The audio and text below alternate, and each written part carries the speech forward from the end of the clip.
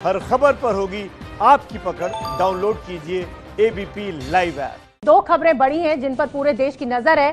पहली खबर है पंजाब की, जहां महाराष्ट्र से वापस लौटे 3,500 श्रद्धालुओं में से 9 कोरोना पॉजिटिव मामले सामने आ गए हैं। एबीपी न्यूज की नजर आज पूरे दिन भर इस खबर पर रहेगी। और दूसरी तस्वीर है बच्चों के ऑनलाइन क्लासेस की।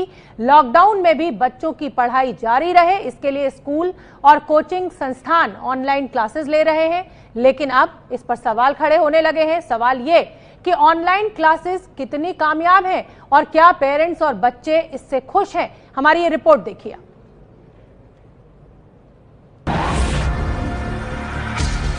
लॉकडाउन में ऑनलाइन पढ़ने वाले बच्चों को कई तरह की दिक्कतें आ रही हैं, जैसे लंबे समय तक कंप्यूटर के सामने बैठने से आंखों में चुभन होती है, सिर में दर्द रहने लगा है, तनाव बढ़ रहा है, घुटन महसूस होती है, पढ़ाई में कम दिलचस्पी ले रहे हैं, नींद से जुड़ी समस्या हो रही है। क्या सही में ऐसा हो रहा है?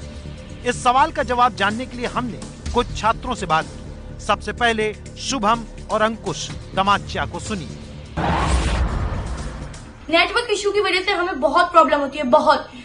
उसके कभी कभार मैम की ऑडिबल या विजिबल नहीं होती, या फिर मैम की वीडियो पॉज हो जाती है और उससे हम देख नहीं पाते, पूरी स्क्रीन ब्लैक हो जाती है। जिस घर में सिर्फ एक ही स्मार्टफोन हो और उस घर में 2 बच्चे हैं, वो एक ही टाइम पे क्लासेस कैसे लेंगे एक ही फोन से, और वो गूगल अकाउंट मांगता है और इसकी वजह से हमारे पैसे भी कभी कभार कटे हुए हैं। ये तूबा इम्तियाज है, 10वीं क्लास में पढ़ती हैं। इनका तजुर्बा भी समझिए। ऑनलाइन क्लासेस बहुत ज्यादा टाइम कंज्यूमिंग भी हैं। जो बात स्कूल की पढ़ाई में होती है वो बात घर बैठ के पढ़ने में नहीं है। अब 9वीं क्लास की छात्रा लवलीना और 10वीं क्लास की काकुली का अनुभव भी जानिए। ऑनलाइन क्लासेस से हमारा एक फायदा है कि हमारी स्टडी रेगुलर हो पा रही है, जिससे हमारा टाइम वेस्ट नहीं हो रहा है। लेकिन ऑनलाइन क्लासेस में प्रॉब्लम्स ये आ रही है कि स्टूडेंट को कुछ भी समझ नहीं आता, उनके डाउट क्लियर नहीं हो पाते जो टीचर समझाते हैं। ऑनलाइन क्लासेस हमारी पहले तो जूम ऐप पे होती थी, बट अब व्हाट्सएप पे होती हैं। तो व्हाट्सएप में बहुत ही ज्यादा दिक्कतें आती है और ऑनलाइन क्लासेस में वो फील नहीं आ पाता जो एक नॉर्मल क्लासरूम में आता है। लेकिन ऑनलाइन क्लास को लेकर अभिभावकों की सोच जानना भी जरूरी है, इसलिए हमने बात की मीनाक्षी जैन से। बट जब से क्लासेस शुरू हुई हैं, एटलीस्ट कुछ रूटीन सेट हो गया है। हालांकि online teaching is not as effective as classroom teaching, because इतना ज्यादा बच्चों का, चाइल्ड और टीचर का इतना ज्यादा बॉन्डिंग या इतना ज्यादा कनेक्ट हो नहीं पाता ऑनलाइन। मीनाक्षी की तरह बनवारी लाल भी एक अभिभावक हैं, वो क्या कहते हैं सुनिए। इसमें फायदा भी है कि कोरोना वायरस की वजह से बच्चे स्कूल नहीं जाए तो ठीक है, क्योंकि यहाँ पे घर बैठे और सोशल डिस्टेंसिंग मेंटेन हो जाए सारी चीजें। तो बाकी इसमें बहुत सारे नुकसान भी मैंने फेस किए हैं, जैसे इंटरनेट प्रॉब्लम है, बच्चों को प्रॉब्लम आती है तो इधर उधर मोबाइल को लेके घूमना पड़ता है। सभी अभिभावक ऑनलाइन क्लास से नफा कम और नुकसान ज्यादा बता रहे हैं। बच्चे को पढ़ाई में मुझे नहीं लगता कि कोई फायदा हो रहा है, बस बिजी हो रहे हैं। दिल्ली हो या उत्तर प्रदेश, ऑनलाइन क्लास को लेकर छात्रों और अभिभावकों की समस्या एक जैसी है। यही वजह है कि गाजियाबाद के डीएम अजय शंकर पांडे ने उत्तर प्रदेश माध्यमिक शिक्षा के प्रमुख सचिव को खत लिखकर गर्मी की छुट्टियों का ऐलान की मांग की है। मनोवैज्ञानिक भी इसके समर्थन में है कि बच्चों की समर वेकेशन प्रीपोन कर दी जाए और लॉकडाउन जब खुल जाए तो तब बच्चों के स्कूल खुल जाए और वहां तब वो क्लासेस ले लें। इस दौरान में ये ऑनलाइन का भी प्रॉब्लम उनके लिए परेशानी कर रहा है और टीचर्स को भी इस तरह से काफी रिलीफ मिलेगा। इसलिए कुछ अभिभावकों और छात्रों का मानना है कि लॉकडाउन में ऑनलाइन पढ़ाई बंद होनी चाहिए, स्कूलों की गर्मी की छुट्टियों का ऐलान कर दिया जाना चाहिए, लॉकडाउन खुलने के बाद ही स्कूल शुरू होने चाहिए।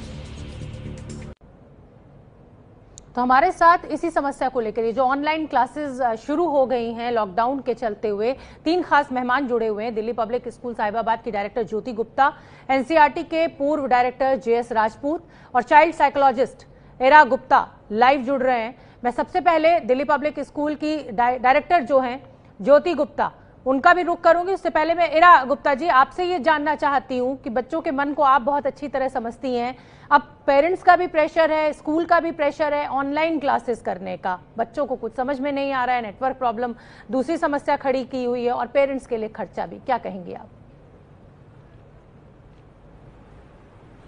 हाँ जी, बिल्कुल आप जो ये चीज़ें हाईलाइट कर रहे हैं, देखिए हमें समझना है कि जब ये लॉकडाउन हुआ और एकदम अनसर्टेनिटी का माहौल आया तो एक सोल्यूशन के तौर पे ऑनलाइन क्लासेस बहुत अच्छा एक रूप लेकर सामने आई। बट जैसे जैसे ये क्लासेस आगे बढ़ रही हैं हम देख रहे हैं कि बच्चों का ऑनलाइन जो टाइम है वो बढ़ता जा रहा है। एंड ये एक प्रूवन फैक्ट है कि ऑनलाइन टेक्नोलॉजी को जितना बच्चे यूज करते हैं उसके काफी साइकोलॉजिकल इफेक्ट्स रहते हैं। स्पेशली जैसे हम बात करते हैं इट इफेक्ट्स उनकी एंजाइटी उनकी बढ़ती है, जैसे नेटवर्क इश्यूज की वजह से बच्चे मिस आउट कर जाते हैं कि टीचर्स ने क्या बोला है, क्या उन्होंने समझा, ठीक से नहीं हुआ, एंड उनको एंजाइटी होती है। प्लस इस तरीके से उनकी स्लीप पे भी इम्पैक्ट पड़ता है। इंटरैक्शन एक मिसिंग लिंक रहता है इन ऑनलाइन क्लासेस में। इससे बच्चे क्या होता है कि उनके लिए कंटेंट जो है वो काफी ड्राई या मोनोटोनस हो जाता है, जिसकी वजह से फिर उनको इस सब्जेक्ट मैटर से रिलेट करना और उससे एक्चुअली जो वो समझना चाहते हैं उनकी उस लर्निंग प्रोसेस में भी इंटरफेरेंस रहती है। तो और साथ के साथ पेरेंट्स का इन्वॉल्वमेंट जितना इसमें रिक्वायर्ड है स्पेशली छोटे बच्चों के लिए, तो एक हम देखें पूरे परिवार के लिए वो एक एंजाइटी का माहौल बन जाता है जब ये क्लास का टाइम आता है। एनसीईआरटी के पूर्व डायरेक्टर जेएस राजपूत जी भी मेरे साथ जुड़े हुए हैं। राजपूत जी, क्या ऑनलाइन क्लासेस जो हैं वो रेगुलर क्लासेस का सही विकल्प है? वैसे भी गर्मियों की छुट्टियां 2 महीने की होती हैं, अभी क्यों नहीं डिक्लेयर की जाती छुट्टियां?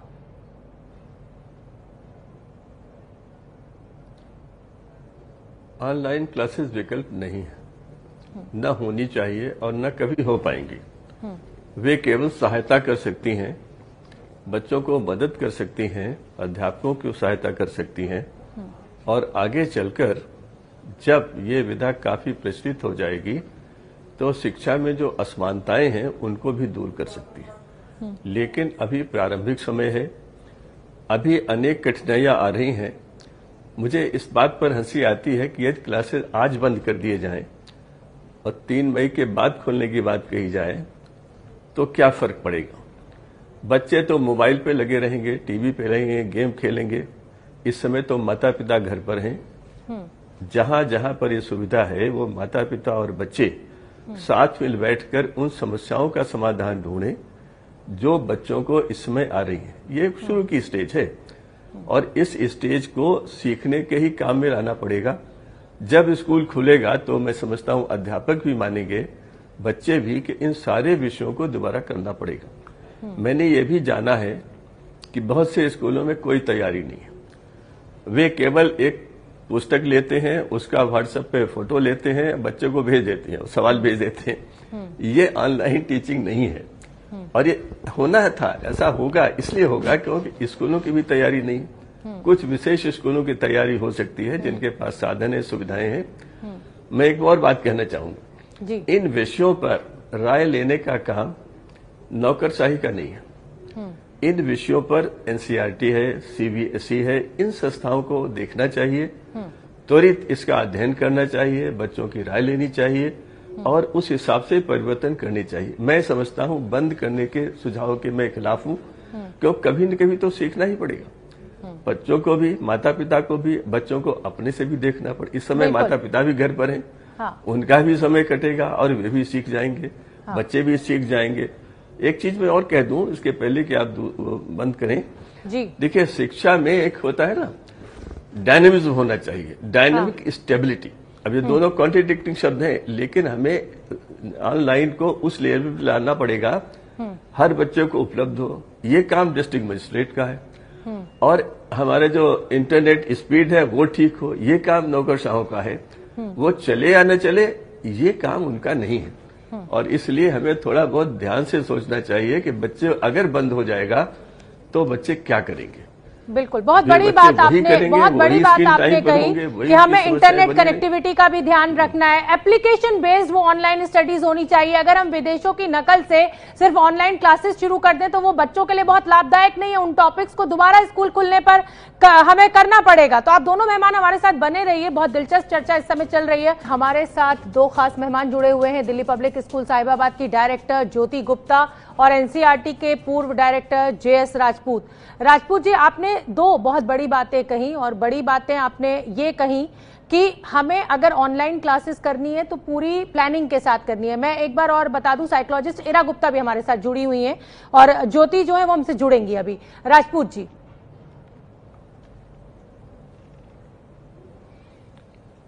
हाँ, मैंने यही कहा कि हमें इस समय इस अवसर को सीखने का अवसर मानना चाहिए। परिवार के लिए सीखने का अवसर है, बच्चों के लिए है, अध्यापकों को ये जानने का है कि उन्होंने नई विधा में क्या सीखा है और क्या उन्हें अभी और सीखना है, क्योंकि सभी की तैयारी नहीं है और ये एकाएक आया हुआ है। धीरे धीरे ऑनलाइन की बात चल रही थी, सारे देश में लोग उसका उपयोग करना सीख रहे थे, लेकिन मैं नहीं चाहूंगा कि इसको बंद किया जाए। मेरी बहुत सोचने समझने के बाद मेरी ये राय है कि इसको चलने दीजिए।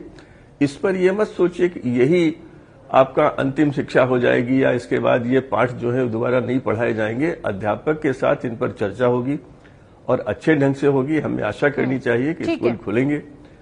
जहां तक छुट्टियों की बात है जी, मैं एक बात ये कहना चाहता हूं कि हमें तीन में किसकी सुविधा ज्यादा चाहिए? हमें माता पिता की सुविधा का ध्यान रखना है, अध्यापकों का रखना है, या बच्चों की सुख सुविधा को प्रार्थना देनी, उनके सीखने को बच्चे सबसे बड़ी प्राथमिकता देनी। ये प्राथमिकता है, बच्चे हमारी प्राथमिकता है। बिल्कुल। इरा, मैं आपका रुख करना चाहूंगी। कई बच्चे ये शिकायत कर रहे हैं कि आंखों में दर्द हो रहा है, लेकिन अब पेरेंट्स हैं वो दबाव बनाए हुए हैं बच्चों के ऊपर कि नहीं पढ़ना है, ऑनलाइन क्लासेस शुरू हो गई हैं। क्या आप ये बेहतर विकल्प मानती हैं कि इस समय बच्चों को गर्मियों की छुट्टियां दे दी जाएं और जब स्कूल खुले तभी पढ़ाई कराई जाए, या एक बड़ी क्लासेस की फिक्स कर दी जाए? बच्चे किस तरह की समस्या लेकर आपके पास आ रहे हैं? हाँ जी, thank you for that question. मैं राजपूत जी की काफ़ी बातों से एग्री करती हूँ कि इस समय एक तरीके से एक ऑल्टरनेटिव यही है हमारे पास, लेकिन जैसे जैसे हम अपने क्लाइंट से मिल रही हूँ, मैं उनसे काफ़ी सुन रही हूँ कि बच्चों को काफ़ी आंखों में दर्द, सर में दर्द, उनके लिए इतने देर तक अटेंशन कंसंट्रेशन बनाए रखना मुश्किल होता जा रहा है। एंड कहीं ना कहीं एक प्रिपेयर्डनेस की जो बात है, चाहे वो प्रिपेयर्डनेस हो टीचर्स की भी कि वो किस तरीके से मॉड्यूल बच्चों के सामने प्रेजेंट करें, एंड बच्चों की भी कि वो किस तरीके से इतने समय तक अपना अटेंशन कंसंट्रेशन दे सके।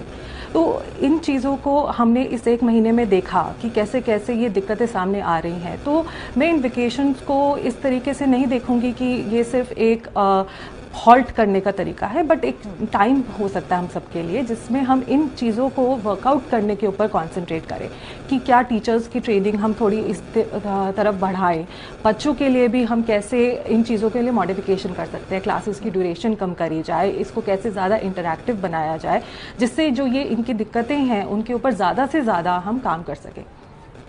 बहुत बहुत धन्यवाद आप दोनों ही मेहमानों का, और बहुत जिसे कहा जाए कि एक अच्छी इंफॉर्मेशन हमें दोनों ही मेहमानों ने दी कि हमारी जो प्राथमिकता है वो बच्चे होने चाहिए, वो किसी भी तरह दबाव में ना आए।